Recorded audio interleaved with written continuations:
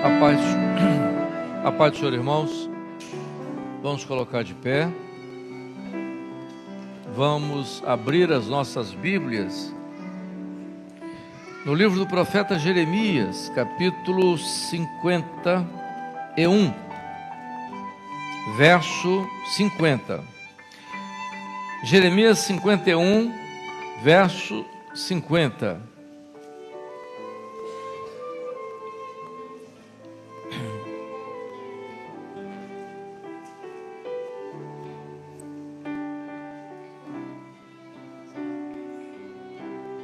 Vós que escapastes da espada,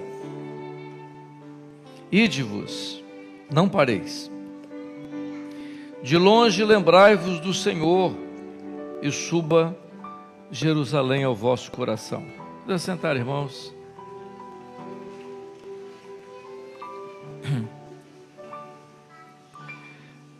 É claro que nós falamos até nesse final de ano sobre Jeremias, falamos coisas parecidas. Esse texto está muito parecido com o lema desse ano, né? Parece, mas não é, né? O lema é: fugir, salvai as vossas vidas, sede como a tamareira no deserto, a mesma coisa. Mas esse texto aqui, ele é um pouquinho diferente e tem uma conotação um pouco diferente também. O profeta Jeremias, ele é muito importante no período chamado período antes do cativeiro, aquele pré-cativeiro babilônico, porque ele é o profeta que profetiza sobre o cativeiro babilônico. Mas ele era muito sensível, não é? A história fala, ele é chamado de profeta chorão, porque ele era ele era tão sensível à miséria do povo, ao pecado do povo, que ele orava ao Senhor, e ele era tão insistente que uma vez o Senhor disse para ele assim: olha, você vai parar de orar por esse povo, eu não quero que você ore mais. Já tinha orado, não é? E o Senhor disse, 3 vezes ele tinha orado, o Senhor disse: você não vai orar mais, eu não quero que você ore por esse povo. Mas Israel não atendeu a profecia, e veio aquilo que eles temiam, que foi a conquista pelos babilônicos. E os babilônicos eram terríveis, eram cruéis, a maioria eram mortos. Nabucodonosor foi um líder, além da sua crueldade, ele era muito, como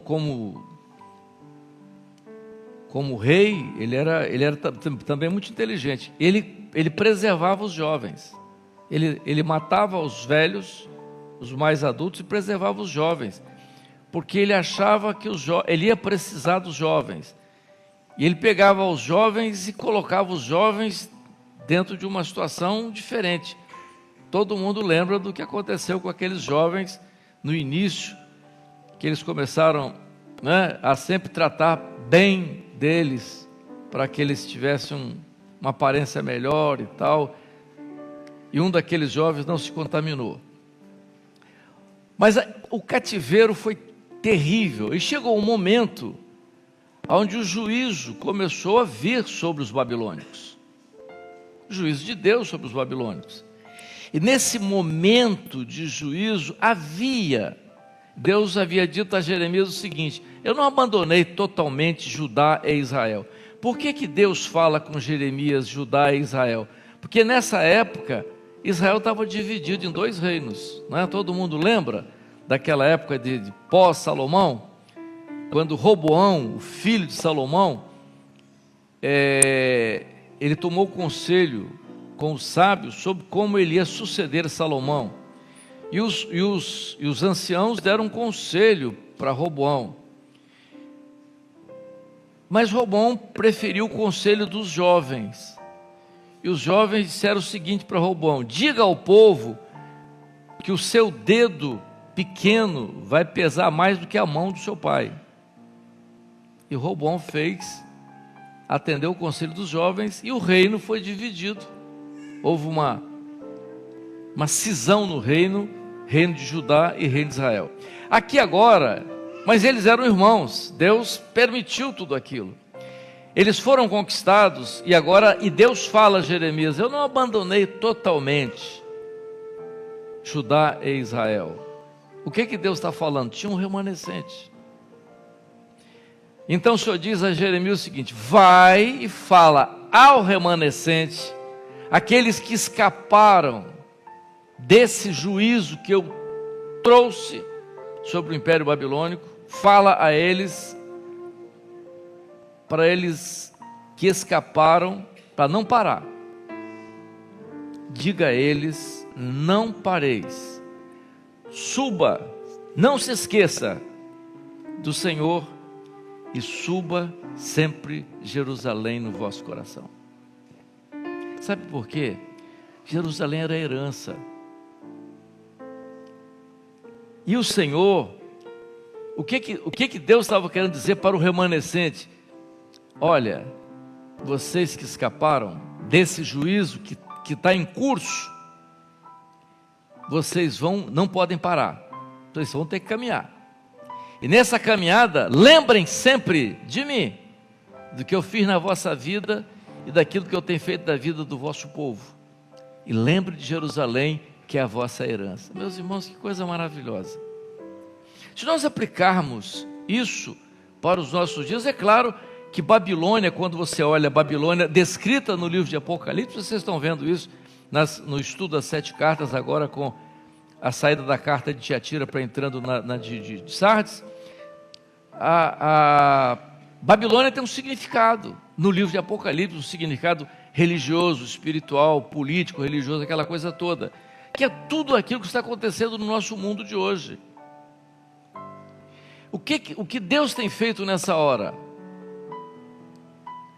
Temos falado várias vezes, não precisa nem se dizer, todo mundo sabe da situação do cristianismo no mundo, mas há um povo, há um remanescente, há um povo em todo o mundo, não é só aqui, não, há um povo que Deus separou, que Deus está preparando para esse momento agora, profético, difícil, que é um momento de juízo. O mundo está debaixo de um juízo, ou não?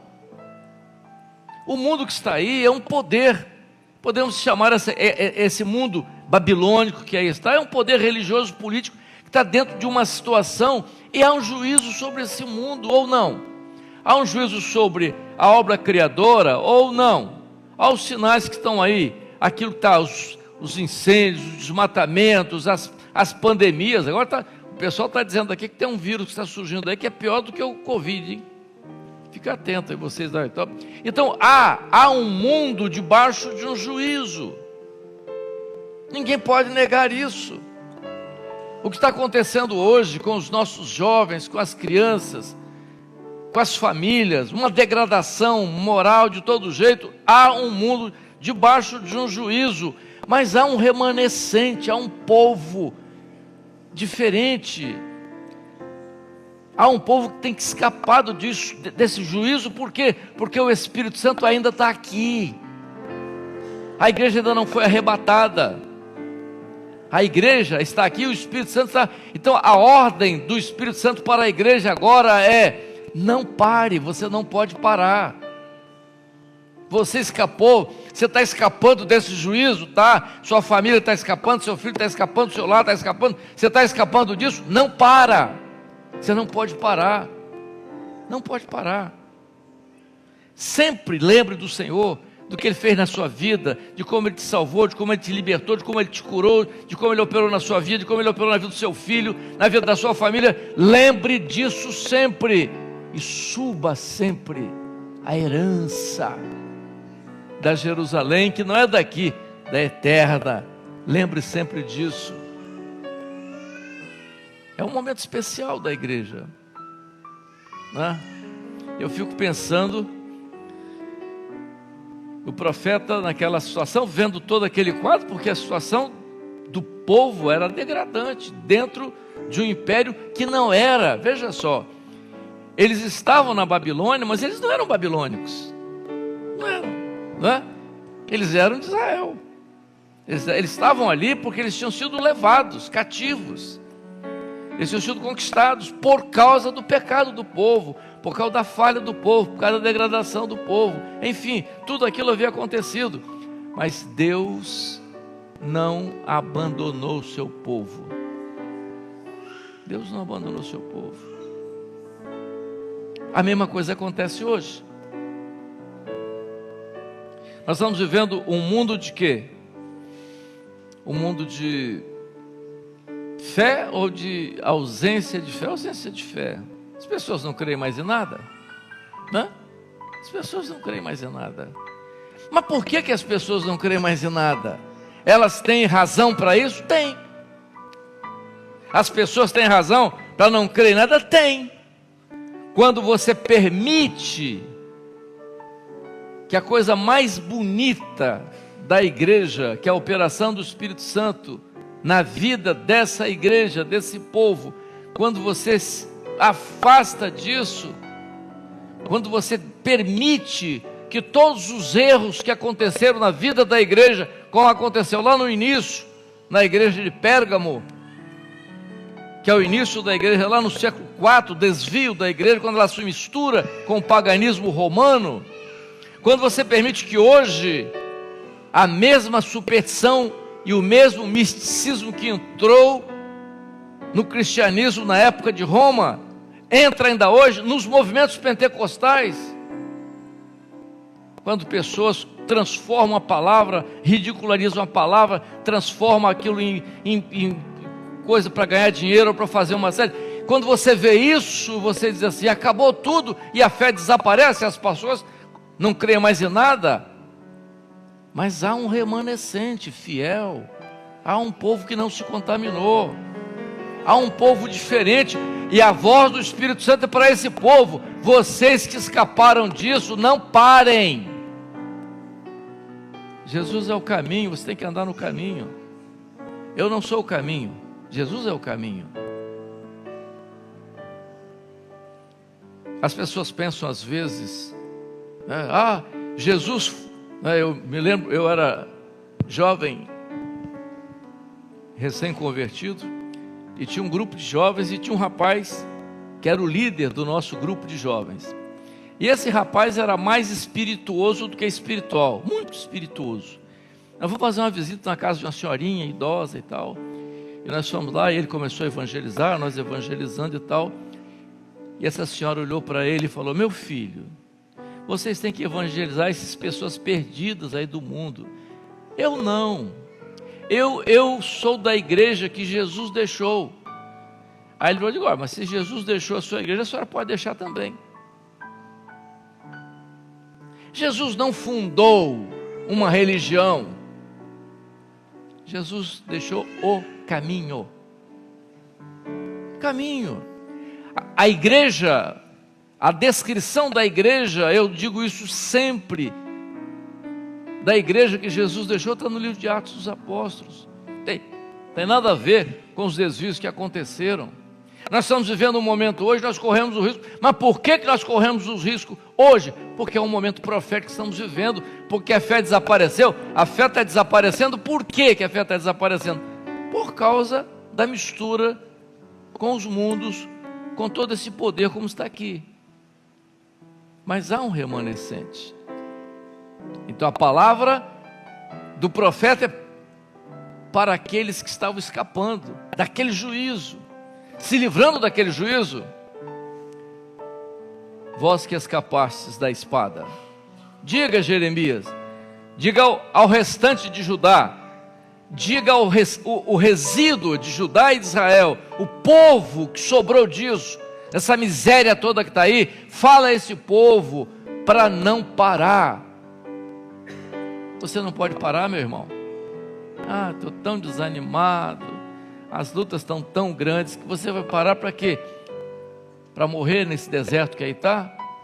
Não pare, não pare, não esqueça daquilo que Deus fez na sua vida, daquilo que Ele falou um dia ao seu coração, da maneira como Ele te tirou do mundo, da miséria. não é? E às vezes você vê pessoas e fica olhando de onde elas vieram, de onde o Senhor as tirou.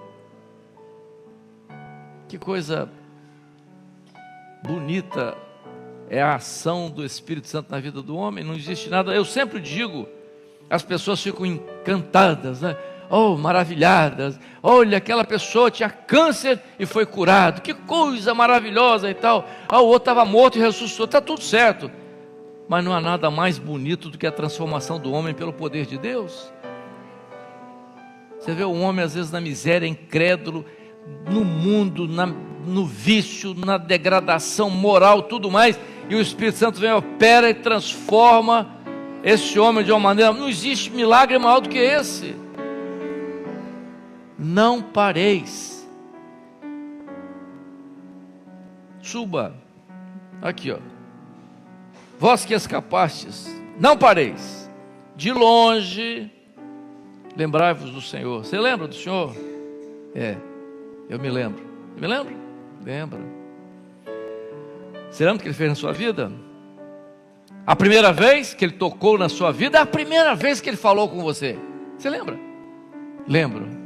Foi um momento incrível. Ele falou comigo, eu estava desesperado, eu estava doente, pensei que ia morrer, e Ele falou comigo. Lembra disso, de longe, lembra do que Ele fez na sua vida. Não pare, você não pode parar. Lembra disso, do que Ele fez, do que Ele te falou, do dia que Ele te batizou com o Espírito Santo, do dia que Ele te deu um dom espiritual, do dia que Ele te deu um livramento de morte, do dia que Ele operou na vida do seu filho, da sua família. Lembra disso, foi lá atrás, está longe, está distante, não esqueça disso. E suba sempre, Jerusalém, a herança. Você não vai morar na Babilônia, você não vai morrer na Babilônia, o seu lugar é Jerusalém. O nosso lugar não é aqui, o nosso lugar é Jerusalém celestial. Lembra disso? Não pareis. Ide, não pareis. Lembrai sempre, ao longe, lembrai do Senhor. E suba Jerusalém ao vosso coração. Que coisa bonita, né?